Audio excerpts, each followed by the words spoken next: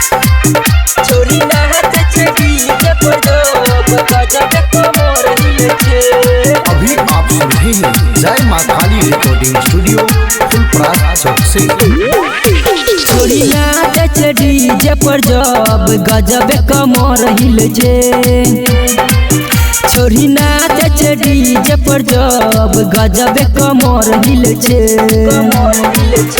एकर पतली कमर लचके एकर पतली कमर लचके छौरा सब कूद उठे छे। छोरी नाच छेड़ी जे पर गजब कमर हिले छे।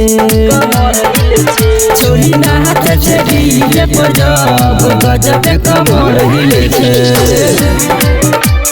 डीजे चंदेश्वर पंडित फुलपरास चौक। छोरी नाच छेड़ी जे पर गजब कमर हिले छे। चढ़ल जवानी एकर 16 के उमर छे।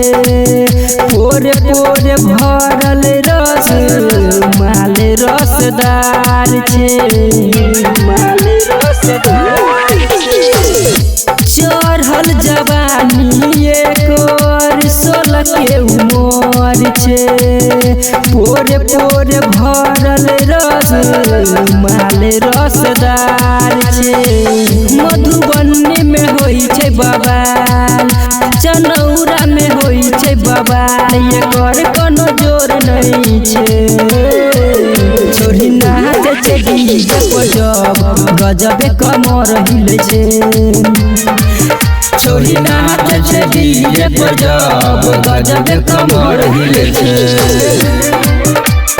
डीजे चंदेश्वर पंडित फुलपरास चौक। छोरी नाच छेड़ी जे पर गजब कमर हिले छे। गायक अमर जी के नहीं बुझे छौरी फील रे। घूर नया मद के छौरी दिल के दिल रे।